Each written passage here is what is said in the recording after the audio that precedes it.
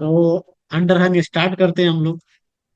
तो कोई भी अंडरहंग स्कैफोल्डिंग होता है उसमें जो सबसे जो मैक्सिमम लोड कैपेसिटी होना चाहिए, कम से कम 4 टाइम्स होना चाहिए। जो स्कैफोल्डिंग हम लोग कंस्ट्रक्ट कर रहे हैं वो कम से कम जो स्ट्रक्चर का जो कैपेबल होना चाहिए, कम से कम एटलीस्ट 4 टाइम जो है ना वो लोड बर्दाश्त करना चाहिए। कोई भी हम लोग स्कैफोल्डिंग बना रहे हैं स्ट्रक्चर के साथ, तो वो कम से कम 4 टाइम्स इतना कैपेबल होना चाहिए कि वो हमारे स्कैफोल्डिंग का जो लोड है वो बर्दाश्त किया जा सके। 4 टाइम्स। ये क्वेश्चन पूछा जाता है कि underhung scaffold will be capable to supporting at least how many times. तो 4 टाइम्स, 6 टाइम्स, 3 टाइम्स, 5 टाइम्स ऐसा ऑप्शन आएगा, तो वहां पे आपको 4 टाइम्स करना है। गार्डरेल सिस्टम जो होता है, कोई भी इसका फोल्डिंग है, इवन सिस्टम हो, ट्यूब हो, अंडरहंग हो, सस्पेंडेड हो, बट के जो कोई भी इसका फोल्डिंग है, जो गार्डरेल सिस्टम होता है सब में कॉमन होता है कि गार्डरेल सिस्टम जो है 38 इंच से कम, मिनिमम 38 इंच होना चाहिए और मैक्सिमम 45 इंच होना चाहिए। और टोबोर्ड का जो हाइट वर्टिकली 4 इंच होना चाहिए, थिकनेस 1 इंच होना चाहिए। और उसका जो कैपेसिटी होना चाहिए टोबोट का 23 kg और 50 पाउंड। और जो हैंडरेल गार्डरेल का कैपेसिटी होना चाहिए 90 kg और 200 पाउंड। तो जो गार्डरेल है वो हमेशा सेम है, गार्डरेल का कुछ भी ऐसा डिफरेंस नहीं है। कोई भी हम लोग अंडरहंग इसका फोल्डिंग कंस्ट्रक्ट करते हैं तो उसका हैंगर ट्यूब जो होता है उसमें जो उसको सही से सस्पेंशन पॉइंट जो होता है जब ज्वाइंट होता है उसको सही से सिक्योर करे, ताकि वो नीचे फोर्स जब उस पर अप्लाई हो तो वो नीचे ना निकले, वो स्लिप ना हो। उसके लिए सस्पेंशन पॉइंट लगाया जाता है। सस्पेंशन पॉइंट जो होता है कम से कम 6 लगाया जाता है। जब हैंगर ट्यूब्स को हॉरिजेंटल ट्यूब्स के साथ जो कंस्ट्रक्ट इंस्टॉल किया जाता है बीम के साथ या एच बीम के साथ, वो हमेशा राइट एंगल कपलर के साथ, और जो हॉरिजेंटल ट्यूब्स होता है वो हमेशा पेयर ऑफ गार्डर कपलर के साथ होता है। तो कोई भी हम लोग अंडर हंग स्कैफोल्डिंग कंस्ट्रक्ट करते हैं ना, तो उसमें जो सपोर्ट लेते हैं, जो एच बीम या आई बीम के साथ जब सपोर्ट लेते हैं ना, तो उसमें क्या करते हैं, सपोर्ट लेने के लिए कोई एच बीम या आई बीम होता है ना, तो हम लोग दो हॉरिजेंटल ट्यूब्स को है ना उस एच बीम और आई बीम के साथ सिक्योर करते हैं with pair of girder coupler. Girder coupler के साथ जो है था वो हॉरिजेंटल ट्यूब्स को सिक्योर करते हैं, पेयर में इस्तेमाल करना है। पहले भी बोला कि गार्डर कपलर हमेशा पेयर में इस्तेमाल किया जाता है। तो उसको पेयर ऑफ गार्डर कपलर के साथ जो है सिक्योर किया जाएगा हॉरिजेंटल ट्यूब्स को। फिर उस हॉरिजेंटल ट्यूब से जो पोस्ट पोस्ट कंस्ट्रक्ट किया जाता है, जिसको हम लोग वर्टिकल हैंगर ट्यूब्स बोलते हैं। जो हॉरिजेंटल ट्यूब से वर्टिकल हैंगर ट्यूब्स को सिक्योर किया जाता है, तो जो सिक्योर करते हैं वो राइट एंगल कपलर के साथ सिक्योर करते हैं।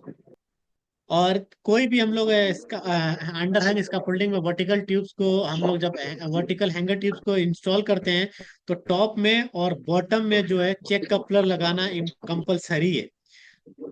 और ऑल्सो जो ट्रेपेजियम ट्यूब होता है ना, ट्रेपेजियम ट्यूब के नीचे भी लगाना कंपलसरी होता है कि ट्रेपेजियम ट्यूब पे जब आदमी हम लोग काम करेंगे तो ट्रेपेजियम ट्यूब के नीचे अगर चेक कपलर नहीं होगा तो वो स्लिप हो सकता है। इसके लिए एडिशनल सेफ्टी के लिए हर ट्रेपेजियम ट्यूब्स के नीचे जो है चेक कपलर का इस्तेमाल किया जाता है। वो जो हॉरिजॉन्टल वर्टिकल हैंगर ट्यूब जो होता है वो कोशिश यही करे कि कोई जॉइंट ना हो। अगर जॉइंट आप करते भी हैं तो कम से कम 4 कपलर के साथ उसको स्प्लाइसिंग करे, जॉइंट करे। जैसे अगर कोई आपने इसका फोल्डिंग अंडरहंग इसका फोल्डिंग बनाना है, तो कोशिश ये करे कि जो अंडरहंग इसका फोल्डिंग में जो वर्टिकल ट्यूब्स हो वो जॉइंट नहीं हो, मतलब उसको दो जगह जॉइंट नहीं करना पड़े। अगर जॉइंट करना पड़ता है ऐसे, तो सिंगल लैप में कम से कम 4 सिवल कपलर का इस्तेमाल करके उस जॉइंट को सिक्योर करे, 4 सिवल कपलर के साथ। ओके।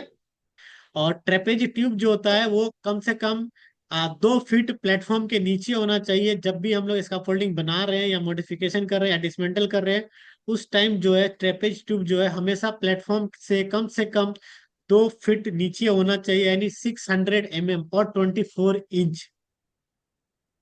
ओके। ये क्वेश्चन बहुत इंपॉर्टेंट है। ट्रेपेजियम ट्यूब का जो है कितना प्लेटफॉर्म से नीचे होता है ये पूछा जाता है, और प्रैक्टिकल में सबसे मेन काम यही है कि जो भी अंडरहंग इसका फोल्डिंग है उसमें जो ट्रेपेजियम ट्यूब है उसका जो प्लेटफॉर्म से वो 2 फीट से कम है या फिर 2 फीट से ज्यादा। ये ट्रेपेज ट्यूब जो होता है उसका जो प्लेटफॉर्म से कम अप्रोक्सीमेटली जो है 2 फीट नीचे होना चाहिए। ना उससे कम होना चाहिए ना ही उससे ज्यादा होना चाहिए। जब भी हम लोग कोई स्काफोल्डिंग बना रहे हैं या मॉडिफिकेशन कर रहे हैं या फिर डिसमेंटल कर रहे हैं, ट्रेपेजियम ट्यूब जो होता है हमारा सेकेंडरी ऑप्शन होता है कि कोई हमारा रनर स्लिप ना करे, और स्लिप करे तो ट्रेपेज ट्यूब उसको इंस्टॉल, उसको सपोर्ट दे। रनर और बियरर जो होता है हैंगर ट्यूब्स में हमेशा राइट एंगल कपलर के साथ ही इस्तेमाल किया जाता है। रनर और बियरर हमेशा राइट एंगल कपलर के साथ हैंगर ट्यूब्स के साथ सिक्योर किया जाता है। और हैंगर ट्यूब जो होता है वो पोस्ट स्पेसिंग का जो लाइट ड्यूटी मीडियम ड्यूटी का जो रिक्वायरमेंट है वो same as it is follow करना होता है।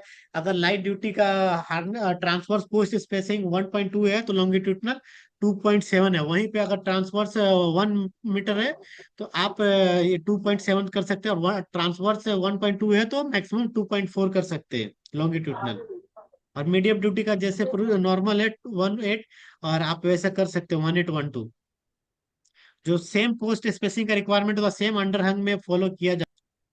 और एटलीस्ट कम से कम जो है कोई भी हम लोग इसका फोल्डिंग बना रहे हैं तो हर 1.5 मीटर के बाद कम से कम एक जो बोर्ड बीरर या फिर इंटरमीडिएट ट्राजम जो है होना कंपलसरी है। अगर कोई इसका फोल्डिंग बना रहे हैं 3 मीटर का तो हर 1.5 मीटर के बाद एक ट्राजम होना कंपलसरी है।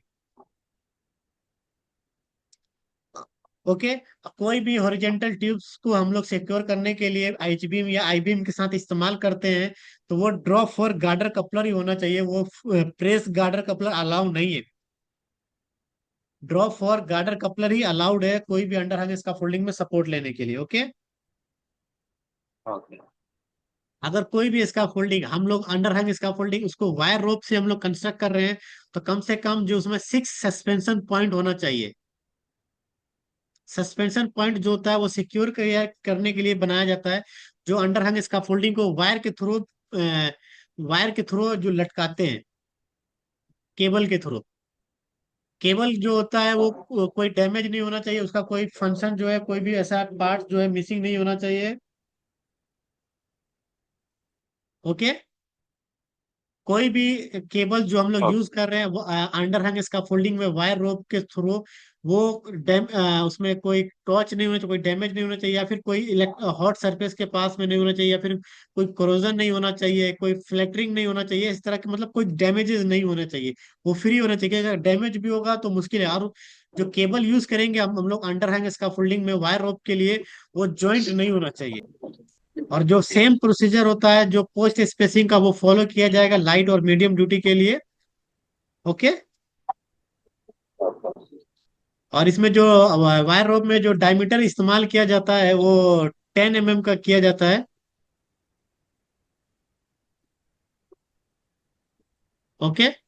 और उसमें कम से कम जो होता है 3 क्लिप का इस्तेमाल जो किया जाता है लोड्स अगेन इंस्टॉल जब हम लोग कोई करते हैं, जब जहाँ पे सपोर्ट लेते हैं ना उस वायर के पास जो होता है कम से कम 3 क्लिप्स होना चाहिए ताकि उस वायर को उस रोप को बचाया जा सके।